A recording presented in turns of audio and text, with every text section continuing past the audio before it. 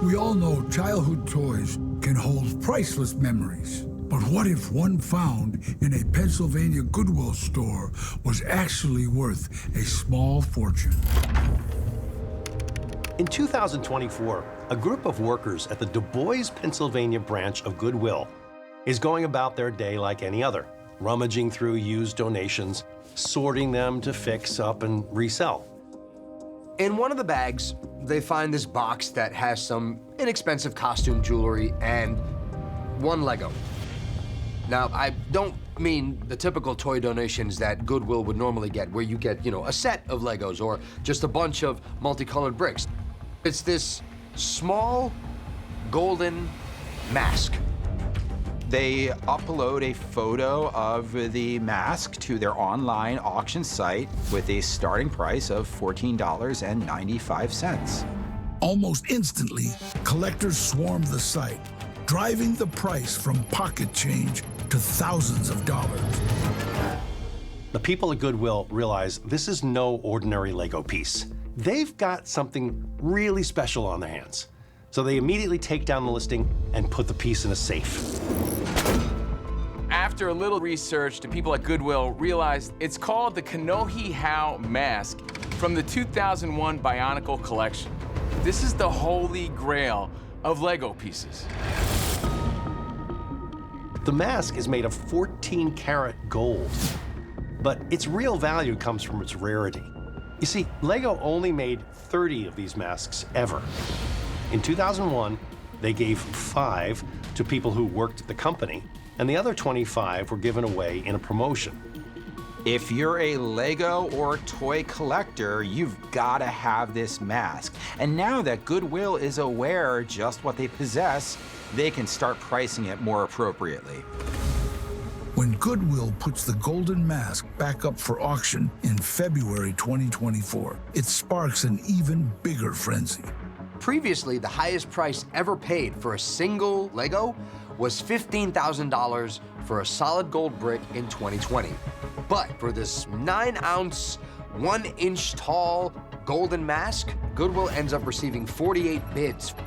And the winning bid, $18,101. It becomes the heavyweight champ of the toy brand.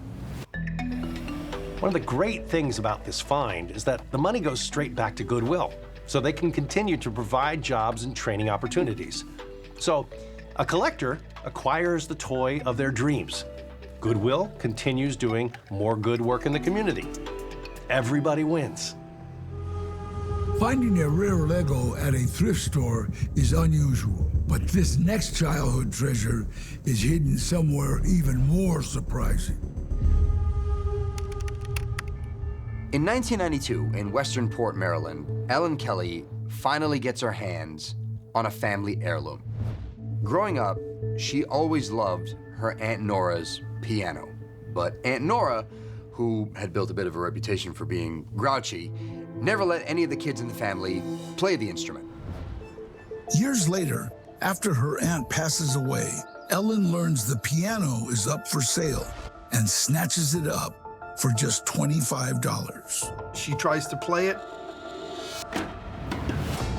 and she realizes it's not really sounding right. One of the foot pedals is stuck, and I guess some of the hammers aren't striking the chords right, or something doesn't seem well tuned.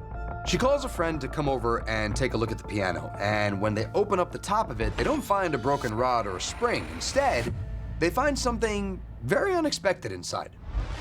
It's a secret stash of 112 vintage baseball cards.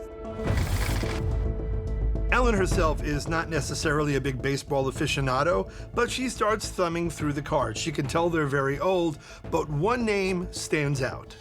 It's a card of a Boston Red Sox player, Babe Ruth. That's right, the great Bambino.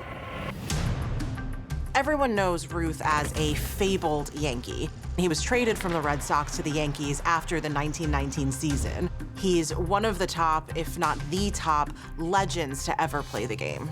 Babe Ruth, 342 lifetime batting average, 714 home runs, 500-foot bombs.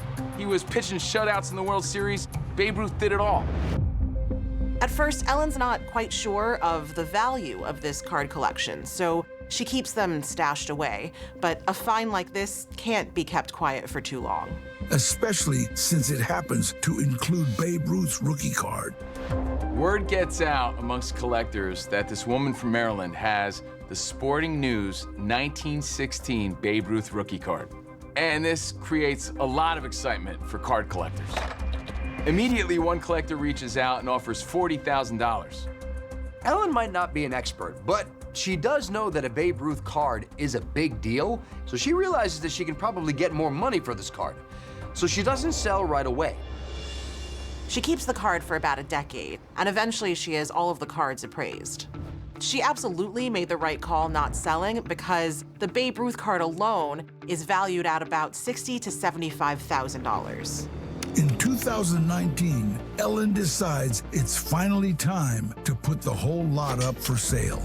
The other cards in the stack end up fetching about $4,400, which is to be expected. But when it's time to bid on the Bambino's card, Ellen is shocked.